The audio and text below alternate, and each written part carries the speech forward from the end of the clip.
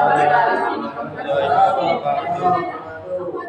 izinkan saya mempresentasikan hasil bahan ajar saya berjudul produksi dan subsidi pendidikan. Adapun poin pembahasannya, kita dapat yang pertama konsep dasar biaya produksi pendidikan, yang kedua teori biaya produksi, yang ketiga fungsi produksi dalam pendidikan, yang keempat perhitungan biaya produksi pendidikan. Konsep dasar biaya produksi pendidikan. Biaya produksi dalam konteks pendidikan adalah bentuk biaya yang diperlukan untuk menyelenggarakan kegiatan pendidikan, memfasilitasi proses belajar mengajar, dan memberikan layanan pendidikan kepada produksi dan memfasilitasi proses belajar mengajar dan memberikan layanan pendidikan kepada peserta didik. Biaya produksi pendidikan mencakup berbagai aspek baik yang langsung maupun tidak langsung terkait dengan proses pendidikan itu sendiri. Mulyadi menjelaskan bahwa dalam perusahaan membuat berbagai fungsi yang meliputi fungsi produksi, fungsi pemasaran, dan fungsi administrasi dan teori biaya produksi.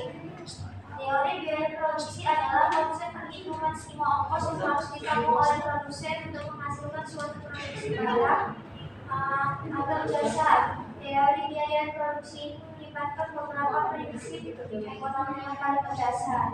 Ini mencakup hubungan antara harga barang yang dijual dan biaya yang dikeluarkan selama proses produksi. Adapun konsep utama dari teori biaya produksi yang pertama biaya tetap atau fixed cost. Yang kedua biaya variabel yang ketiga biaya rata-rata. Kemudian biaya marginal, titik impas, skala ekonomis, dan biaya peluang. Kemudian fungsi produksi dalam pendidikan. Yang pertama ada fungsi produksi. Fungsi produksi adalah segala sesuatu yang menjadi bahan dan proses pendidikan. Yang kedua fungsi produksi psikologis, yaitu berbagai bentuk layanan dalam proses peserta didik.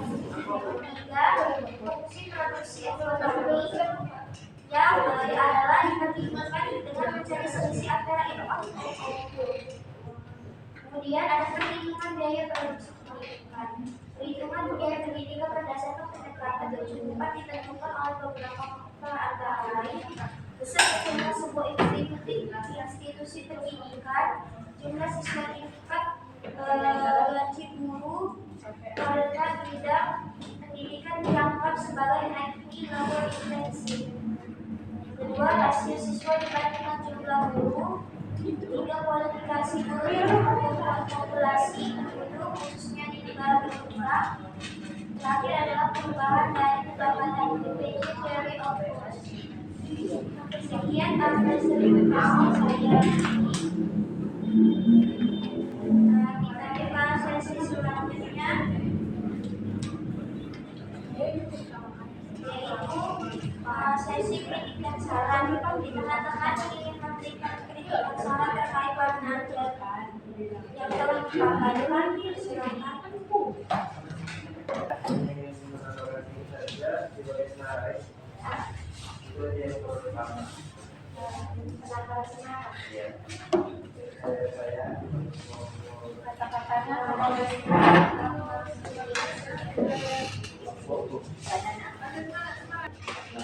Pertanyaannya apa saja faktor utama yang mempengaruhi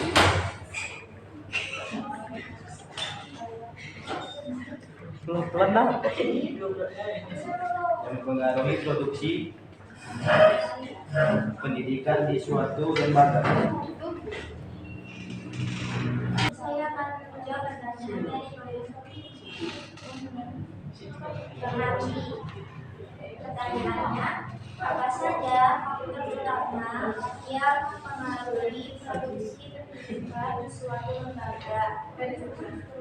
Jadi ada faktor utama tentunya yang dapat mempengaruhi proses produksi pendidikan di suatu lembaga, yaitu meliputi dari beberapa bagian. Yang pertama ada sumber daya manusia.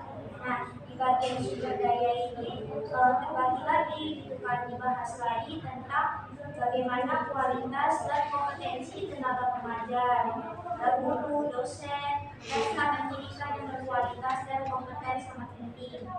Kemudian adanya manajemen dan kepemimpinan di suatu lembaga pendidikan yang tentunya lebih efektif dalam mempengaruhi kinerja keseluruhan.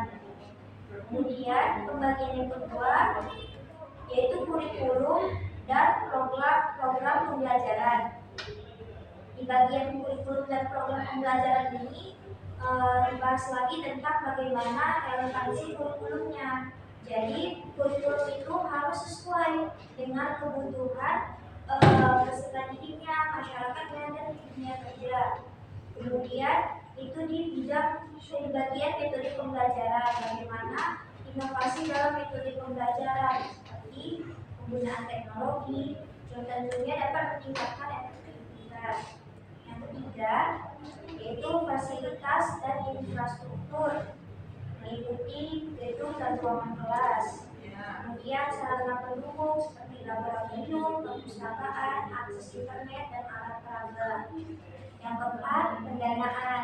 Bagian pendanaan ini mencakup dari pemerintah, swasta, maupun masyarakat. Dengan adanya pengelolaan keuangan yang efisien, maka anggaran dan kebutuhan itu sesuai dengan prioritas yang ada. Kemudian level 5, karakteristik siswanya gitu kan. Ini mencakup bagaimana motivasi dan minat belajar peserta didik. Dan yang keenam itu adanya teknologi dan inovasi, jadi memanfaatkan teknologi, kebutuhan dan inovasi dalam pendidikan.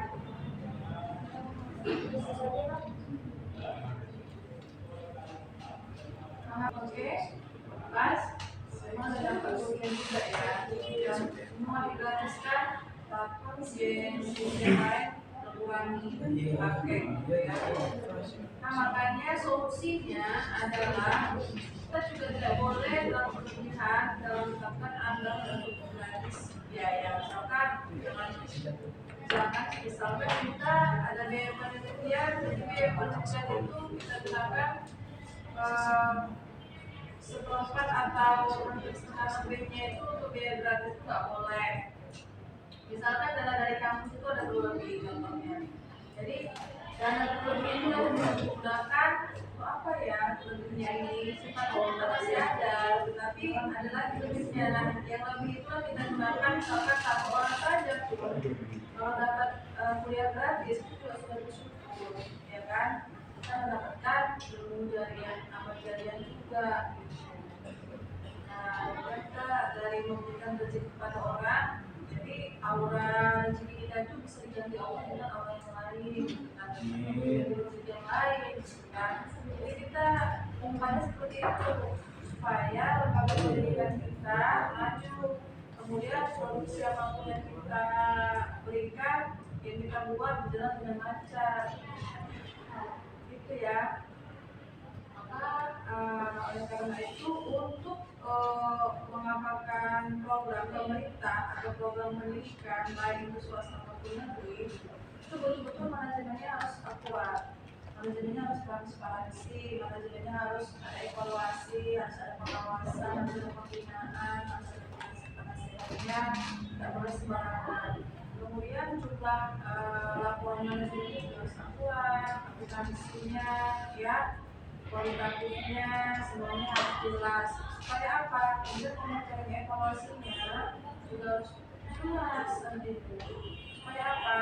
Supaya tidak ada kesalahan itu fatal. Jadi kita berikan diri kita individu dan juga komunitas kita di lingkungan kita sendiri gitu. Kemudian untuk kerjasama sendiri terhadap bidang produksi yang membuat produksi dari fasilitas kita atau fasilitas sekolah lainnya itu harus diperhatikan.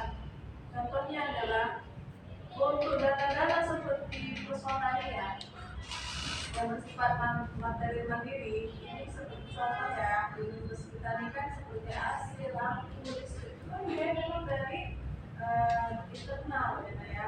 Cuman kalau biaya produksi ada contoh meja, ada sumbangan dari alumni, itu bisa ya, bisa sumbangan dari alumni, sangat bisa sekali ya. Kemudian contoh sumbangan lainnya apa? Misalkan ada spanduk, misalkan kita ada buat acara, untuk rezeki, menghubungi kontak alumni, bagi donatur yang memberikan uang atau uang sini di acara. Mahasiswa harus keluar ya, mahasiswa nggak boleh internal terus, mahasiswa harus keluar, harus keluar pokoknya. Jadi sosial itu harus keluar. Organisasi apapun harus dipahami, sosial apapun harus dipahami sehingga komunitasnya luas. Ya, jadi bisa masuk ke berbagai bagian perkantoran besar semua. Ya, baik. Ibu jelaskan lagi setidaknya ya. Tasyati membuat konsep utama biaya produksi. Ingat ini ada biaya tetap, ya, biaya yang tidak berubah seiring dengan jumlah produksi, sewa pabrik, asuransi dan pembayaran uang pinjaman. Kalau kita bekerjasama dengan BSI, kampus kita, SMA kita bekerjasama dengan BSI, ya, itu semua dari BSI. Ya, itu dibayar pakai BSI.